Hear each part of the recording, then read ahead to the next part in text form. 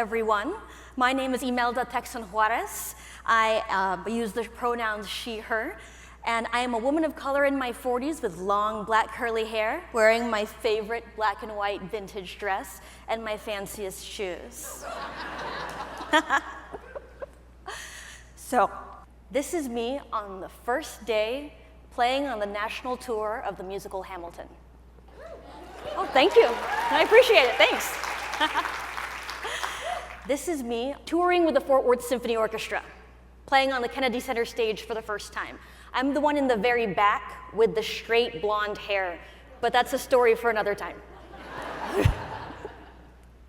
And this is me on NPR's Tiny Desk concerts, performing with Maluma in a video that now has over 11.5 million views on YouTube.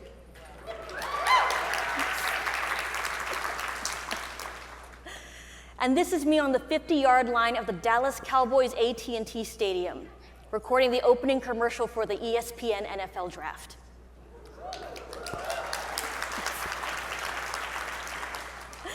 I currently serve as the manager of marketing and patron loyalty at Strathmore in the Washington, D.C. area, and now I'm here on stage talking to you. And technically, I shouldn't be here. I started playing viola in Houston in public school at 11 years old, about 7 years later than most people start playing their Twinkle, Twinkle, Little Stars. But even at this stage of the story, I shouldn't be here. As a child, I had never been to a classical music concert, had almost never heard classical music, but I was lucky. I was in Houston, Texas, a large metropolitan area that supports the arts, if only because, and my fellow Texans can attest to this, Texans love football. And if you love football, that means you have to have a marching band. And sometimes, right? And sometimes a bit of that money trickles down to the orchestra program. So I got to play the viola. Now, the first time I ever saw a concert was at Jones Hall, when the school district bussed hundreds of students downtown to see the Houston Symphony play Gustav Holst's The Planets. I can still remember seeing the hall for the first time, all the students pouring in, feel the velvet of the seats. But what I really remember is listening to what I heard and immediately knowing I wanted to play on that stage one day. My parents were working class immigrants, and as the youngest child of 3, unfortunately, they couldn't afford to send me to private viola lessons. But again, I was lucky. And I was awarded a full scholarship to the Houston Youth Symphony in the 8th grade, where I was surrounded by students much better than me. But like a teacher would later tell me, if you're the best one in the room, you aren't learning a thing. So I attended every week, learning as much as I could from my fellow students, working as hard as I could to keep up. It was at the Houston Youth Symphony where I was lucky again. I met a local teacher, Ellen Townley, who saw my potential and my limited means and was willing to teach me in exchange for me doing some household chores for her. Soon after, she contacted the professor of viola at Rice University, Karen Ritzer, who asked her to accept me into her studio. Karen took me on, introduced me to Karen Tuttle, who at the time was still teaching at the Curtis Institute of Music, who then connected me with Susan Dubois, professor of viola at the University of North Texas, which led to a scholarship to UNT, where I received my undergraduate degree in viola performance. I should mention, most of this was done on a viola lent to me by the city of Houston and the school district, since I couldn't afford an instrument of my own. After that, I went to Southern Methodist University in Dallas. Yay, I hear Mustangs. Nicknamed Southern Millionaires University. Located in Highland Park, Texas, it's in a neighborhood that boasts the kind of economic exclusivity only American Airlines executives and oil tycoons can really afford. But I earned my master's degree there and stayed for an artist diploma, also on a full scholarship. But all along the way, never felt like I belonged there. I was almost always one of maybe 2 people of color, usually the only woman of color in every group I ever played in. I didn't have the money for a viola, and my immigrant parents were far more concerned with survival than making sure that I felt included at orchestra camp. So at every step, there was a barrier. a series of small metaphorical paper cuts undercutting this dream I had of playing the viola for a living. Regardless of how hard I worked, I was never really accepted into the fold and was often othered as an anomaly, a late starter or defying the odds. I had fellow students who told me I wasn't the regular kind of Asian. And then later on as an adult came the comments of, where are you really from? I pushed against an unseen but very tangible wall for a very long time. And since there wasn't anyone else I felt I could commiserate with, I thought that microaggressions were par for the course. So I put up with it and I hid who I was because I didn't want anyone to know me, because I didn't want anyone to point out again how technically I shouldn't be here. Then I won a job on Hamilton, and I felt like I could finally relax.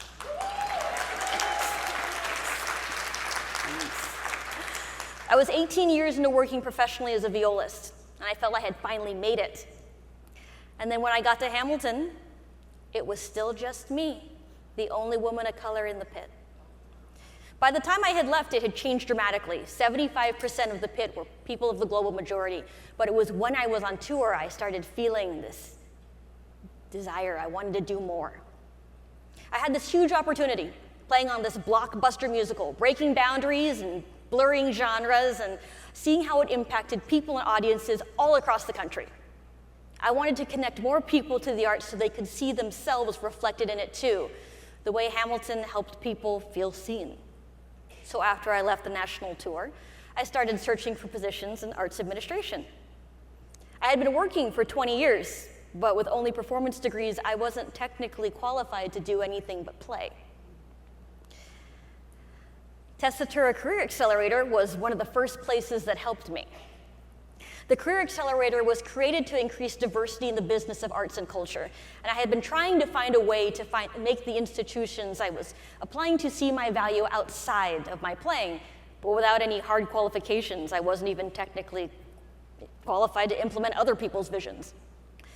But the Tessitura Career Accelerator threw me a lifeline, and it set me up and allowed me to jump to the next level.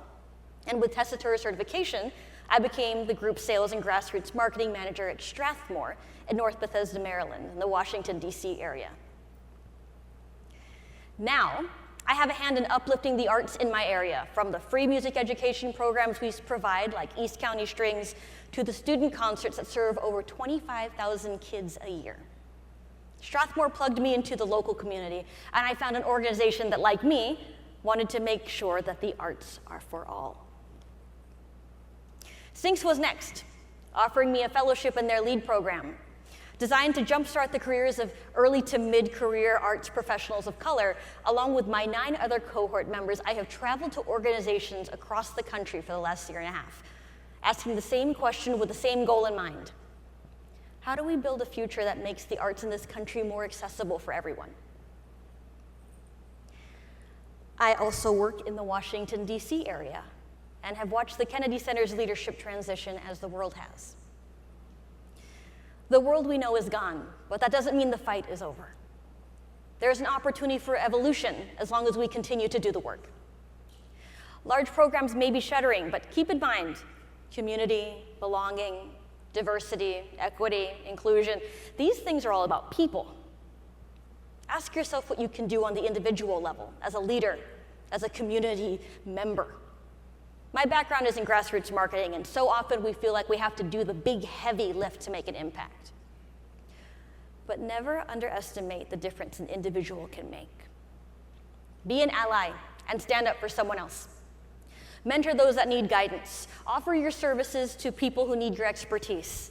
Be a role model and advocate for those that don't have the same platform or privilege to speak.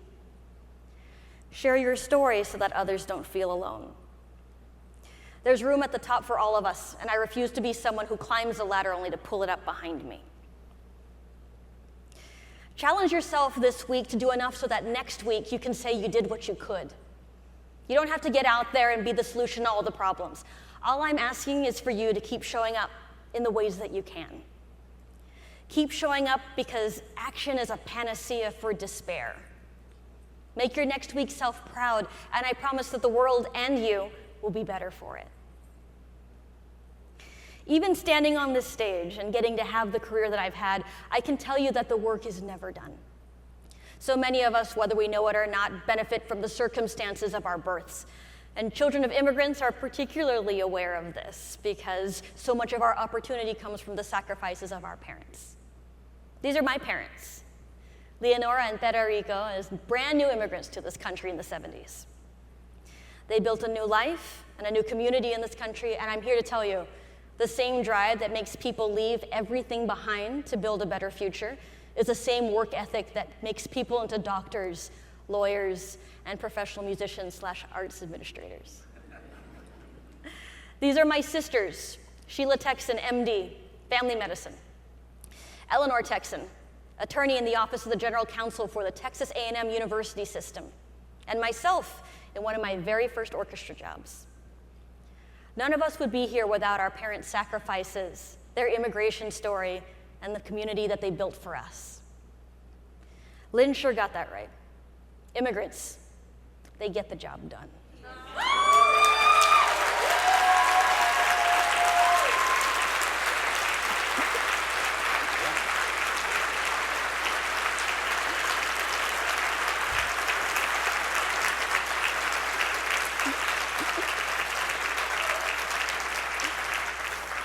You know, all of us are here because of the people who supported and believed in us in our dreams. Without the help of my community, all those Houstonians, all the viola teachers, the programs, the libraries, and the scholarships, and those that believed in giving me an opportunity, I wouldn't be here. It's now on me to carry that torch, and I use the arts to foster my community. When someone asks me where I'm really from, I try not to take offense.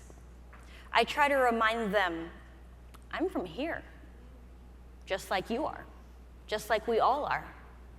And I won't stop working until we all feel like we belong here too. The moral of the story is, don't give up. Keep playing that instrument. Keep working towards that goal. Keep advocating for who and what you believe. Somewhere, there is an 11-year-old sitting in a concert hall, wanting to play on a stage and maybe thinking that she doesn't belong on it. Without our work, she will never get the opportunity to stand on this stage and tell you how she does belong here and how she was able to do it anyway. Thank you.